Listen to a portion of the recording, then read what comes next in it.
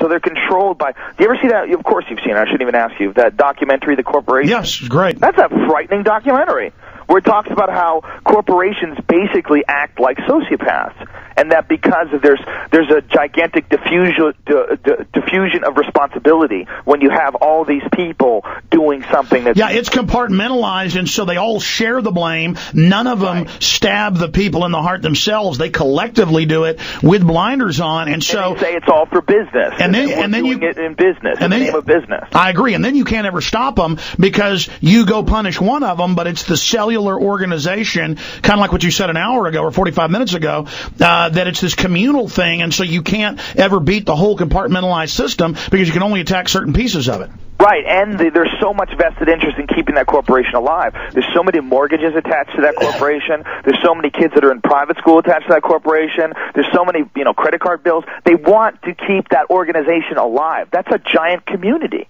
And what it is really, with any organization like that, is like an organism.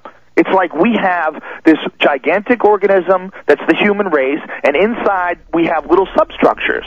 And we have cities, and we have mayors and all that jazz, but corporations are like their own little substructure. Well, take the police. They now are just militarizing, doubling, tripling, quadrupling their numbers, growing wildly, and it's all about protecting themselves now, not the public. It's all about, quote, the officers and their system. And well, the crazy thing about the cops is the ones who are doing all the work aren't even the ones that, the cops that are out there, that are driving on the streets and are arresting people, and if they're really working for the New World Order, they're us.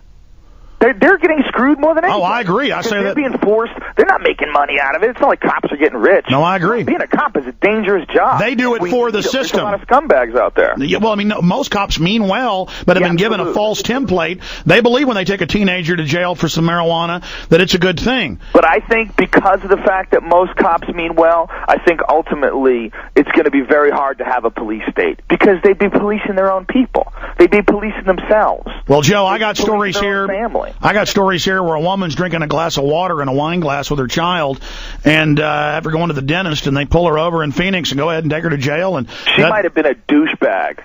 You ever think of that? So she deserved it. Might have been a crazy pain in the ass.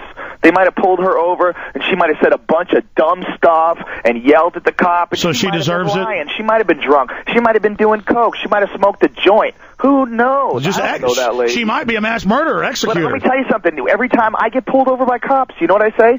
Sorry, sir. Here's my license. Here's my registration. You know how many times I've been arrested? 0. You know why? Because I respect cops. I know a lot of cops from jiu-jitsu. I know a lot of cops from all my years of training martial arts. I've met a lot of them. And they're just dudes. They're dudes who want to Well, I totally agree that they have a very stressful, screwed-up job. It's a compartmentalization, Joe, is what I'm saying. But there's no doubt that if a lady gets pulled over drinking a glass of water and they lock her in a cage, maybe there's some more to the story. Maybe that lady's crazy. Well, it was in the Phoenix newspaper, so it's all broken down. Well, in the Phoenix newspaper, it doesn't mean she's not a nut. Well, we're going to be getting her on. She could easily be a nut. It's a good story to put in the Phoenix newspaper. But it's a good version of it. Okay, have you heard police are now running checkpoints, taking blood, Joe? Listen, I've seen a lot of videos on YouTube of cops tasering dudes for no reason at all. I'm with you that sometimes things go horribly wrong, and that those dudes are under a constant amount of stress, and sometimes when people don't comply, they have just heard enough, and they pull out that taser, and they blast them, and it makes for a very funny video online. I've seen it happen. But Joe, it's getting worse. Here's the deal. Worse. But you're not supposed to give dudes tasers. I understand. You're not supposed to give them a middle option. It's like, you remember in Star Trek, they had the gun that was set to stun or to kill? Look, it should only be kill.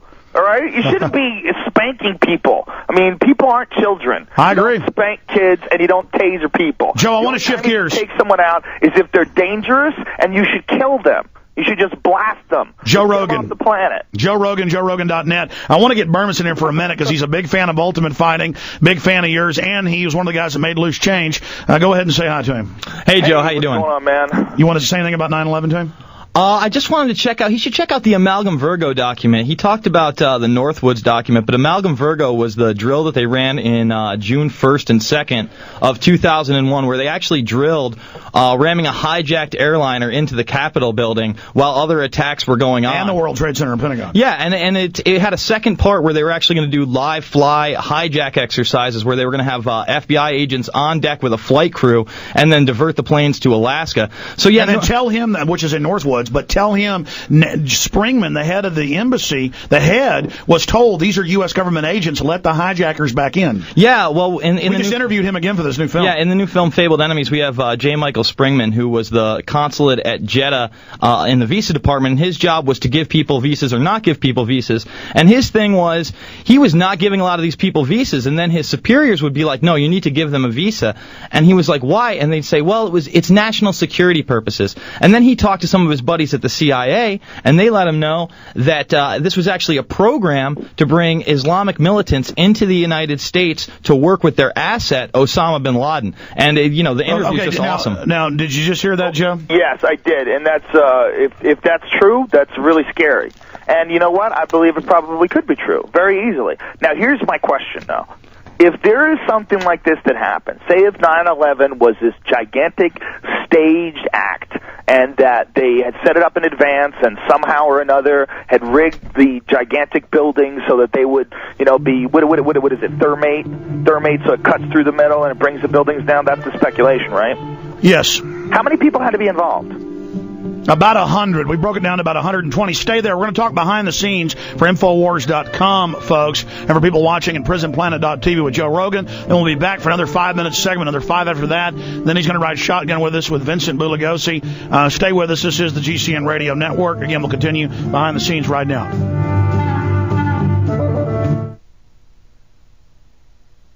Joe, I appreciate your incredible courage to say you're even questioning it.